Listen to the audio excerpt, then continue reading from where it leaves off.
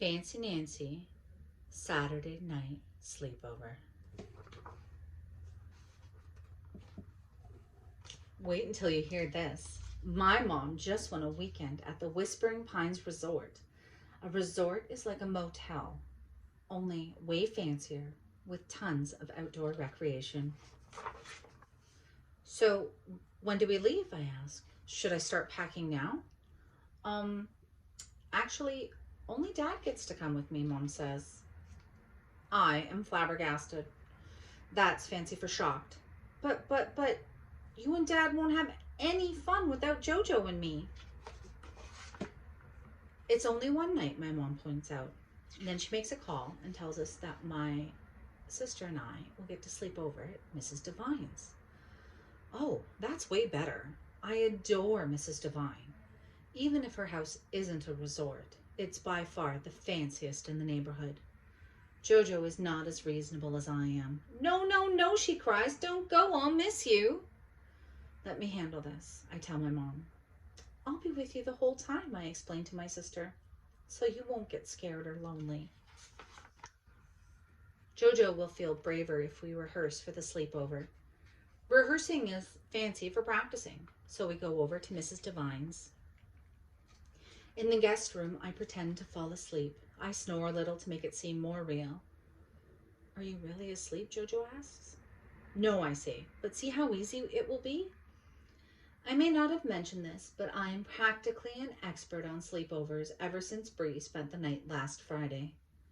Back at home, I show Jojo my photo album. Look at all the fun we had, I say. Although the real sleepover isn't until next Saturday night. We start packing. I also make a sleepover survival kit for Jojo. Here's what's in it, Jojo, I say. I show her the checklist. Sleepover checklist. Nightlight, because Jojo is scared of the dark. Earmuffs, to block out weird noises. Jojo's favorite sandwich, since she is a picky eater. Photo, so we can kiss Mom and Dad goodnight. Voila! I have thought of everything. Before we know it, the big night has arrived. When my parents leave, Jojo doesn't shed a single tear. She even eats all her dinner. It's chicken a la king, which is fancy and French. I'm very proud of my little sister. It turns out that Mrs. Devine is also an expert at sleepovers. We try out different hairstyles. We put on a fashion show. Jojo and I are practically dripping with jewelry. Later, we watch a movie. Jojo falls fast asleep before it ends. Mrs. Devine says, all the merriment has made me exhausted too. She means she's wiped out from so much fun. Mrs. Devine carries my sister upstairs. Sweet dreams, she says once we're in bed. And she blows us a kiss. Soon I hear snoring. Psst, Jojo, I whisper. Are you asleep or faking? No answer. It's very dark in here. Too dark. It couldn't hurt to turn on Jojo's nightlight. But soon I hear a weird noise. A scratch, scratch, scratching at the door. What could it be? I am very courageous. That's fancy for brave. So I open it. Whew. It's only Frenchie. Still, I put on the earmuffs. Now I can't hear a thing. I can't even hear the clock ticking, but I see it's almost dawn. That's fancy for sunrise.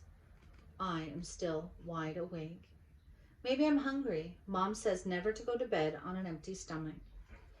I eat the sandwich I packed for Jojo, but it doesn't help.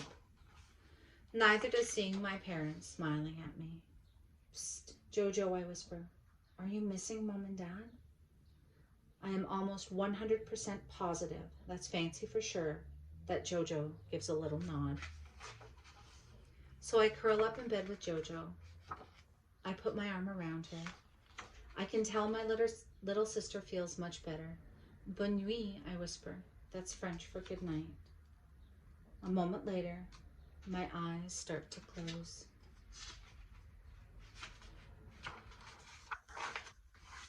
The next day, the Clancys are reunited.